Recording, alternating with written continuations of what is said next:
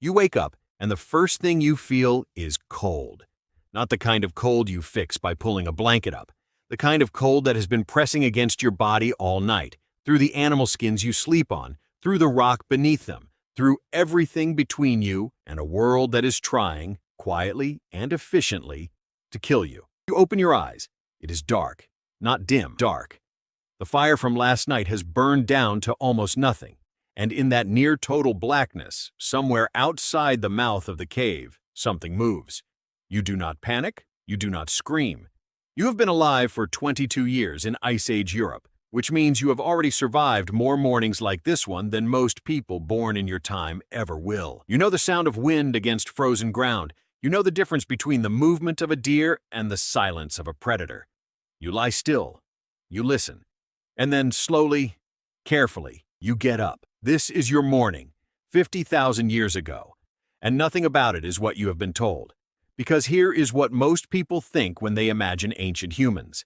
Dirty, dumb, barely surviving, grunting at each other across a fire. But the truth, the real truth that archaeologists and anthropologists have spent decades uncovering, is that the human living in that cave 50,000 years ago was just as intelligent as you are. The same brain, the same capacity for emotion, for planning, for fear, for love, just an entirely different world to apply it to. Stay with me through this video, because by the end, you are going to see yourself in this person in a way that might actually change how you think about who you are. The first job of every morning is fire, not making fire, keeping it. Fire is not something you start from scratch every day if you can avoid it, because starting fire from scratch costs time and energy you may not have. You carry embers. You protect them through the night the way a modern person might protect a phone battery, carefully, deliberately, with a low-level awareness that never fully switches off even in sleep. You coax the embers back to life with dry grass and breath and patience. And when the flame catches, the cave changes. Light pushes back the dark. Warmth begins its slow return. The other 8 people sleeping around you start to stir. You live in a group of roughly 15 to 30 people, not because you chose this number, but because research by anthropologist Robin Dunbar found this is the natural social unit humans stabilized around for survival purposes. Small enough that everyone knows everyone. Large enough that the group can function if several people fall sick or get injured at once. You know every person in this group deeply. You know their strengths and their weaknesses, who is reliable in a crisis, who panics, who the children run to when they are frightened. This is not casual knowledge. In a world with no hospitals, no backup plans, and no strangers you can call on for help, knowing your group this well is the difference between life and death. Breakfast, if you call it that, is whatever remains from last night. Roasted meat, stripped from bone. Maybe some dried berries that were gathered weeks ago and stored carefully. Maybe nothing, if yesterday was hard. Hunger is not the background discomfort of someone who skipped a meal. It is a real, pressing, daily negotiation. And yet, here is what the skeletal evidence shows. Ancient humans in this period were not chronically malnourished. They were lean, muscular, and physically capable in ways most modern humans are not. Studies of bone density from Ice Age Europeans show upper body strength far exceeding the average person alive today, built not in a gym, but by simply living. But here is the part of your ancient morning that no one talks about.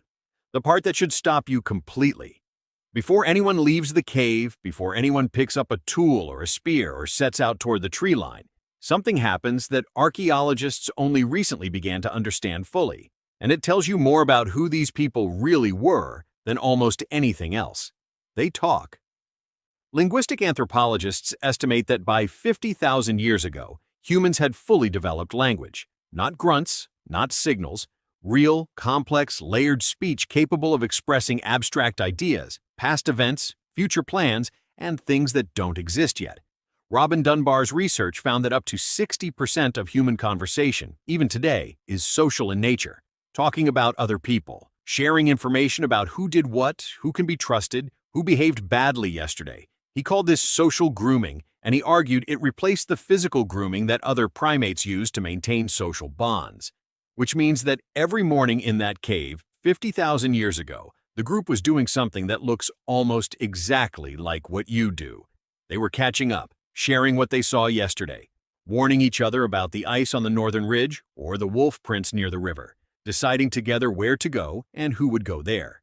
The hunters, usually but not exclusively men, set out in a small, coordinated group. The gatherers, usually but not exclusively women, moved in a different direction. Children who are old enough go with the gatherers. Children who are not stay close to the cave with the elderly, who are not useless, but who carry something the young cannot yet have: memory. An elder who remembers the winter 20 years ago when the river froze differently, when the herds moved south earlier than expected, when certain plants disappeared and others appeared in their place. That memory is a survival tool. In a world with no written record, the oldest person alive is the library. The hunt itself, when it goes well, is a masterclass in coordination and patience. Archaeological evidence from this period shows that Ice Age hunters used sophisticated ambush strategies, driving animals toward natural barriers, working in silence across long distances with what must have been pre-agreed signals. A mammoth hunt was not a chaotic chase. It was a planned operation, executed by people who understood animal behavior, terrain, weather, and each other deeply enough to move together like a single organism. But what happened to the children while the adults were gone? What did a childhood look like 50,000 years ago? Because the answer is not what you expect, and it explains something about modern children that no one has connected until recently. Ancient children played, constantly, freely, with almost no adult direction. Developmental psychologist Peter Gray, who has spent decades studying the role of play in human development, argues that the kind of free, unsupervised, mixed-age play that ancient children engaged in daily was not recreation. It was education. Children learned to track animals by tracking each other through the forest. They learned to make tools by watching and imitating, then trying and failing, with no adult stepping in to correct them. They learned conflict resolution by fighting with each other and having to figure out how to stop, because there was no authority figure to appeal to. This is exactly what the archaeological record reflects. Child-sized tools found at sites across Ice Age Europe show children were practicing adult skills from a very young age, not as forced labor, but as play that gradually became competence. By the time an Ice Age child was 12 or 13, they were functionally capable of contributing to the group's survival in real ways. The afternoon fills with smaller tasks, scraping and preparing animal hides, which takes more skill and strength than most people imagine. Repairing tools, collecting wood, tending to injuries, because injuries are constant, and the group's knowledge of which plants reduce inflammation, which can clean a wound, which can bring down a fever, represents years of accumulated trial and error that nobody wrote down, but everybody knew. And then, as the light begins to shift and the temperature begins its brutal evening drop, the group comes back together. And here is where something happens that archaeologists did not expect to find evidence of. Something so modern, it almost doesn't make sense when you see it 50,000 years in the past. Something that tells you exactly who these people really were. They made art, ochre pigments ground into powder, shells carved into beads, cave walls marked with hands, animals, shapes that meant something to the person who put them there 50,000 years ago and still carry a kind of weight when you look at them today.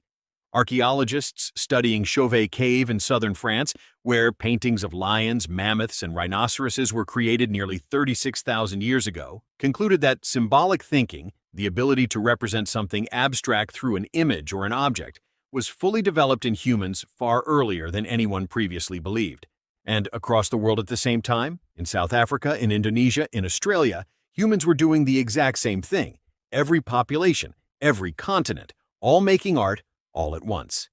These were not people painting to pass time. They were people doing what humans have always done when the work is done, and the fire is lit, and the group is safe. They were making meaning. They were telling stories. And around that fire, in the deep dark of an Ice Age evening, with the cold pressing in from every direction and the world outside genuinely dangerous, something extraordinary and completely ordinary was happening at the same time. A family was together. People who loved each other were close. Someone was probably making everyone laugh. Someone was probably in a conflict with someone else that the whole group had an opinion about. A child fell asleep against an adult's shoulder without being told to. This is your ancestor, not a cartoon of a primitive. A full human being carrying all the same weight of consciousness you carry, just in a world that has not yet learned to make things easier. And here is the reframe this entire video has been building toward. Every anxiety you feel about survival, Every instinct to check that the people around you are trustworthy, every deep need to belong to a group and know your place in it, every irrational fear of the dark, every pull toward fire and warmth and the sound of familiar voices. These are not modern weaknesses. They are 50,000-year-old software running on brand new hardware. You are not a modern person with primitive instincts. You are a prehistoric person who somehow ended up in the future. And nearly everything that feels broken or irrational about the way you experience the world makes complete sense the moment you remember where you actually came from. If this changed how you see yourself even slightly, hit subscribe right now, because next we're going into what ancient humans actually ate, and the answer is going to completely change how you think about every diet you've ever tried. Drop a comment below. Tell me the one thing from today's video that surprised you most. I read every single one. And if you know someone who always says they were born in the wrong era, send them this video, because they were not wrong. They just did not know how right they were. You are not lost in the modern world. You are ancient. And ancient is exactly what got you here.